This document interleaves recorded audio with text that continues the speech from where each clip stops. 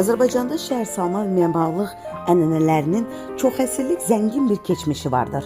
İpək yolu üzərində yerləşən və mühüm ticarət, sənətkarlıq, mədəniyyət mərkəzləri kimi şərq ölkələrlə sıx iqtisadi, siyasi və mədəni əlaqələr quran iri şəhərlərimizin özünə məxsus simasının formalaşmasında qiymətli memarlıq abidələri müstəsna rol oynamışdır. Azərbaycan şəhərsalma memarlıq sənətinin bariz nümunələri olub, daim yüksək inkişaf səviyyəsinə görə seçilən tarixi şəhərimiz ötən dövrlərin memarlıq tendensiyalarına uyğun böyüyüb genişlənməklə bərabər yerli mədəniyyətin əsas xüsusiyyətlərini qoruyub saxlamışdır. Bugün ölkə ərazisində dövlət tərəfindən mühafizə olunan müdafiə qalaları, karvansaralar, məscid, məbəd və türbələr milli memarlığın parlaq ənənələrini əks etdirir. Bədii memarlıq həllinin kamilliyi baxımından iftixar hissi doğuran dünya əhəmiyyətli tarix və mədəniyyət abidələrindən Möminə Xatun türbəsi, Xudafərin körpüsü, Ateşgah kompleksi və digər bu kimi misilsiz nümunələr Azərbaycan memarlığının rəmzlərinə çevrilmişdir.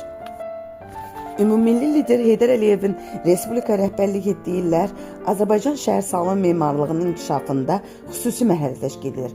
Tarixən təşəkkül tapmış Azərbaycan şəhərlərinin və bütöv şəhərsalma sistemlərinin qorunması ilə bağlı bu illərdə Ulu Öndərin təşəbbüsü əsasında vacib qərarlar qəbul edilmiş, tədbirlər həyata keçirilmiş, şəhərlərdə memarlıq abidələrinin bərpası üzrə planlı iş aparılmış, memarlıq və şəhərsalma fəaliyyətinin davamlılığını təmin edən təsisatlar qurulmuşdur.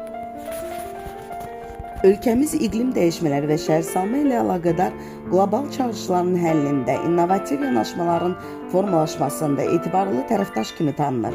BMT-nin məskunlaşma proqramı ilə birgə təşəbbüslər və bu çərçivədə memarların bir araya gəldiyi milli şəhərsalma forumları Azərbaycanın beynəlxalq tərəfdaşlarla ortaq fəaliyyətinin uğurlu nümunəsidir. BMT-nin Ümumdünya Şəhərsalma Forumunun 13-cü sessiyasının 2026-cı ildə Bakı şəhərində keçirilməsi qərarı Azərbaycanın dayanıqlı şəhərsalma proseslərində artan rolunu göstərir.